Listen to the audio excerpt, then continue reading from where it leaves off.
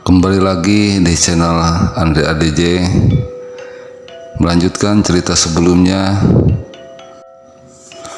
Saat harimau putih tersebut menghampiri Pangeran Pemanah Rasa, sudah hampir sampai tinggal beberapa langkah lagi harimau putih itu mau menerkam Pangeran Pemanah Rasa.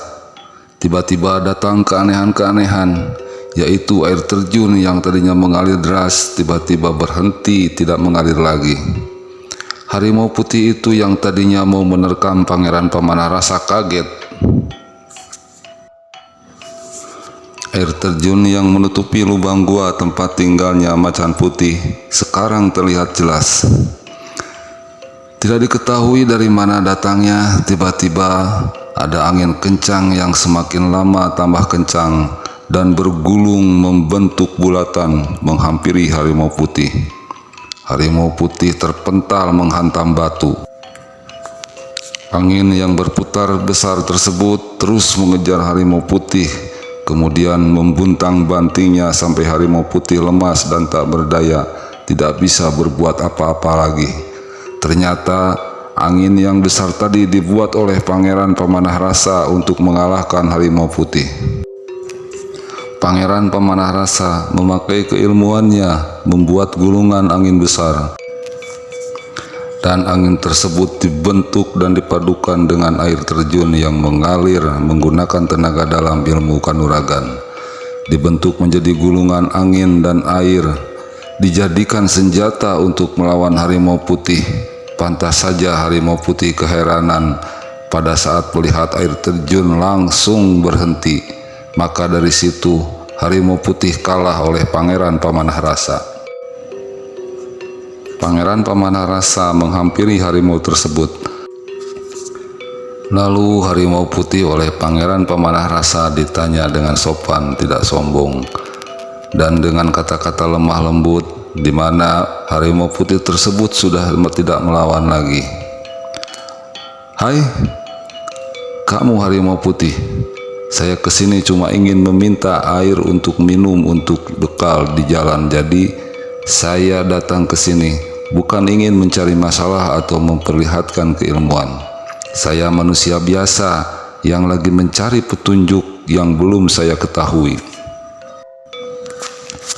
Harimau putih dengan penuh rasa bersalah lalu bertanya dengan sikap sopan sekarang ke Pangeran Pemanah Rasa, "Kamu itu sebenarnya siapa dan tujuan kamu mau apa?" Lalu Pangeran Pemanah Rasa menjawab, "Saya raja dari kerajaan gajah. Saya bingung. Saya tidak mempunyai tujuan. Saya mengikuti apa kata hati saja. Karena seperti ada yang menarik, mendorong, menyuruh saya mencari diri saya sendiri. Harus bagaimana ya? Saya sendiri tidak tahu." Dengan penuh keheranan bercampur kaget, harimau putih menyangka bahwa Pangeran Pemanah Rasa ternyata seorang raja. Harimau putih memohon ampunan dan meminta pangeran memberikan pelajaran atau hukuman karena dia sudah melawan raja. Pangeran Pemanah Rasa berbicara lagi ke harimau putih, "Ya sudah, sekarang saya tidak akan menghukum kamu dan saya akan pergi lagi dari sini untuk meneruskan perjalanannya."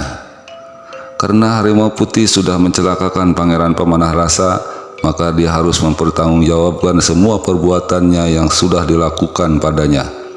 Sebelum Pangeran Pemanah Rasa berangkat, harimau putih itu memberikan pakaian, karena pakaian Pemanah Rasa sobek bekas pertarungan tadi. Pangeran Pemanah Rasa dikasih pakaian dari kulit harimau oleh harimau putih. Harimau putih merasa kurang cukup, apalagi hanya memberikan pakaian saja.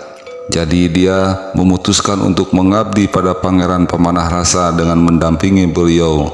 Sebagai keputusan terbaik, harimau putih diambil. Setelah harimau putih memberi pakaian, harimau putih menawarkan ke Pangeran Pemanah Rasa supaya diperbolehkan menjadi pendamping pangeran. Pangeran Pemanah Rasa menjawab, "Kamu tak usah repot-repot. Saya tidak usah kawal. Tanpa dikawal juga saya tidak apa-apa karena saya sudah biasa sendiri," kata Pangeran Pemanah Rasa.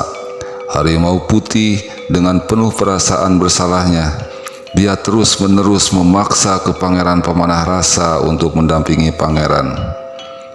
Karena harimau putih terus-menerus memaksa, Pangeran Pemanah Rasa tidak bisa menolaknya. Pangeran Pemanah Rasa menjawab, "Ya, mari, jika mau kamu seperti itu, saya tidak akan maksa.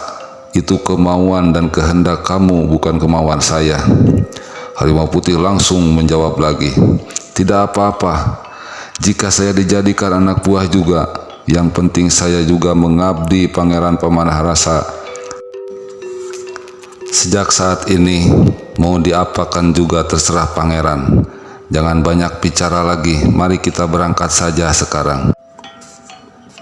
Harimau putih pun senang karena Pangeran Pemanah Rasa berbicara seperti itu dan menyanggupinya. Demikian sahabat Andre ADJ, episode yang kelima dan seterusnya episode yang keenam.